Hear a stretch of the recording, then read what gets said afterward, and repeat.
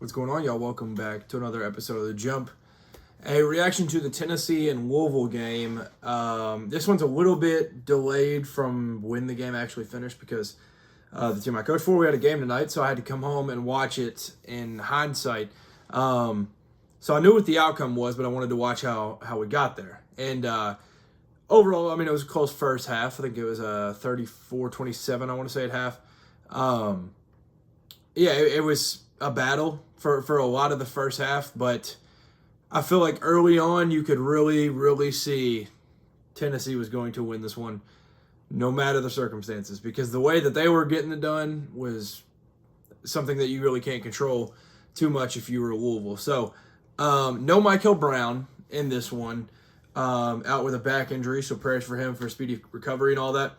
But it was felt big time by the Cardinals offensively. They don't really have another guard that could get them into stuff, and you could see it. And really the only guard that I feel like was still comfortable just because he's naturally just a bucket was Ryan Conwell. And Adrian Woolley had more opportunities and more shots and everything. He finished with 19 points in his first start at Louisville. So those two brought it. The rest of the team, not necessarily. And it was a credit to Tennessee forcing them into a ton of very, very tough shots. Louisville finishes 7 for 34 from three. Very, very difficult threes were forced in this one. Isaac McNeely 1 for 7 from three. He took some tough ones.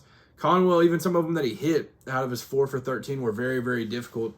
But the lack of Michael Brown was just felt big time.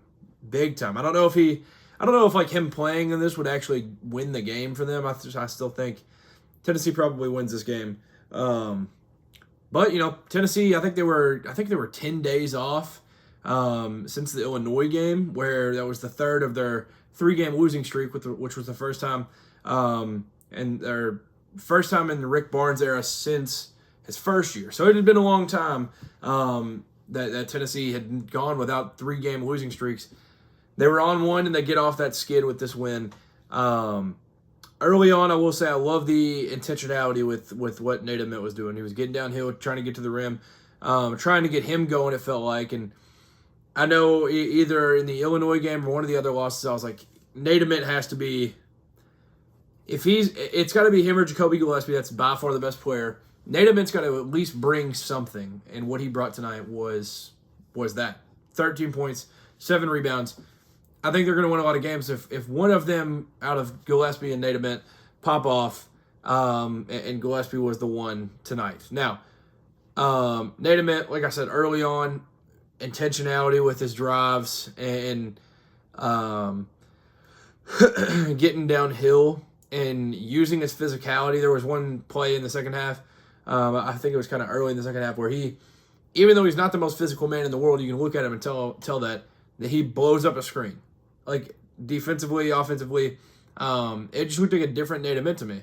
And that's very, very positive for Tennessee. I think going forward, if he's going to be that version, I think you can get a lot more out of him than just ISO scoring and stuff like that. So he's a very, very smart player overall, knows the game really well, and the kid's only going to get a whole lot better throughout the rest of this. But like I mentioned early on in this, the way that Tennessee built their lead on Louisville was in a dominant way that was never going to shy away at all.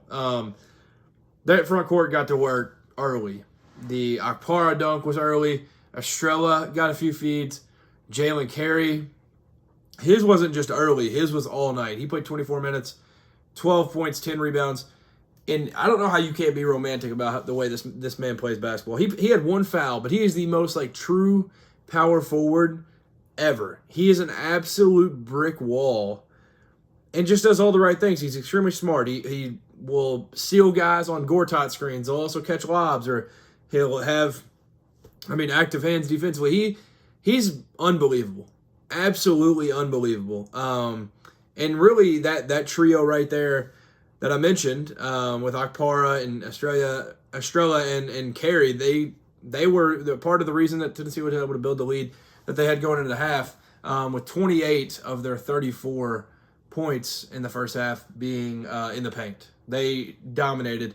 It was it was unstoppable. This was a Louisville front court that for a long time now, even back to like May, once the roster was built and everything, everybody's like, well, they don't really have a front court. They got a lot of guards, but like they're gonna have to at least show up a little bit. They didn't show up at all. The Zugris dude came in, and that dude's just an absolute bruiser. I hadn't even really seen him play at all this year. Yeah, he's only played 6 games, so that kid's big, but like that he didn't do very well. Sananda Fru was fine at best. Ali Khalifa checked in, and it was pointless to have him out there, it felt like. It was just really, really bad all night for Louisville's front court, and it was just Tennessee using their physicality to grow this lead, and then in the second half, once they had kind of got their feet under them, they started hitting threes and ended things. So, big shout out to Jalen Carey. I'll never look. I'm a Kentucky fan. I don't like Tennessee. I love Jalen Carey's game. Like I just absolutely love. He is the most true 4 ever. The only thing I wish this kid was, I wish he'd smile a little bit more. Like he'll smile and some like timeout situations or something, like show a little emotion, dog. Like you deserve it.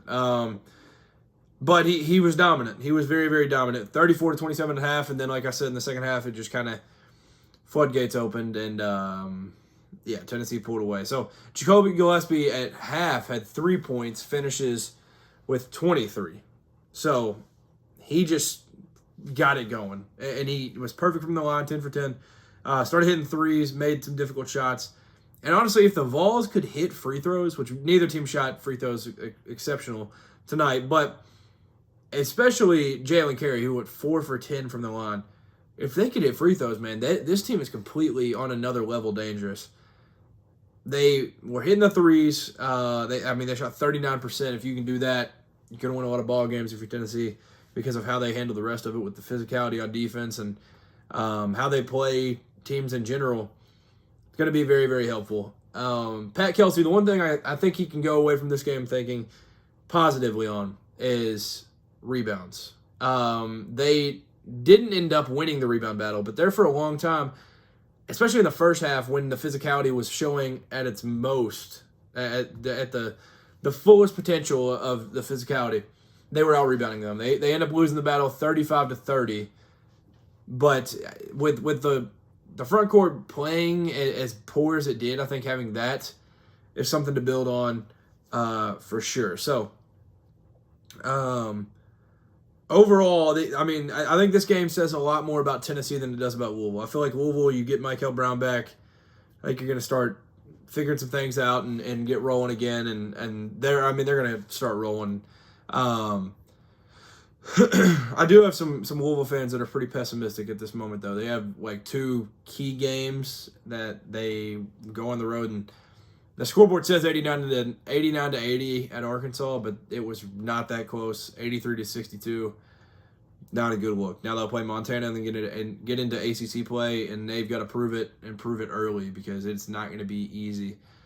But I think, obviously, I'm not going to tell you Louisville fans how to act and what to think and everything. I think you're completely fine. Tennessee does this, and I said this last year. Like I said in the preview type thing. Like I was at this game last year, and I told my buddy that I went with that he is a Louisville fan. I was going as a neutral, just college basketball fan. I told him, I was like, dude, Tennessee might just come in here and like beat y'all up, out physical you. Get your fans ticked off because you're going to say that a lot of them are going to be fouls. They just do that to people. The Rick Barnes iteration of the Tennessee Volunteers, they just do that. That's what happened last year. That's what happened this year. But I feel like to a lesser extent, like in the second half, it was more threes. Like I mentioned, they were better on the glass. And they early on, it was really, really ugly. But I feel like they played it better this year. Last year, it was just kind of like there was zero hope entirely. This one, this front court dominated, but Jalen Carey has been one of the best bigs in the entire country. Had a double-double tonight, and he kind of led the pack. But there's not going to be many front courts in the ACC that I think they'll play that's going to be as good as Tennessee. I think that's kind of what I'm getting at here. So, obviously, you want to be able to shoot a little bit better on the road. Felt like Ryan Conwell was the only one that really showed up with the goods. Now, going forward, if some of these other guys can show up, you get Michael Brown back, all these different things, like it'll be helpful. So for Tennessee, though, I think this second half version of Tennessee is legitimate Final Four good. And it's crazy to say because they've never made one. But this version of Tennessee, the second half version, even part of the first half, if you just combine just this game in general, this team could be crazy. And it's different from what the last few years have been, where it was just Dalton Connect. It was just Chaz Lanier. They kind of have two of them now with Nate Ament and Jacoby Gillespie, with the physicality and everything that the defense is going to bring.